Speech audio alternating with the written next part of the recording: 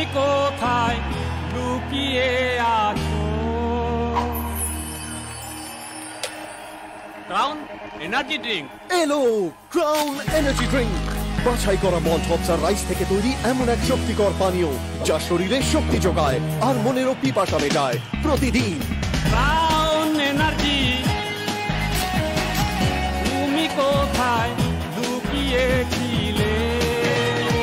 তুমি তো জাগালে, শক্তি যোগালে, তুমি তো জাগালে, শক্তি যোগালে। ক্রাউন এনার্জি ড্রিঙ্ক, শক্তির গরু।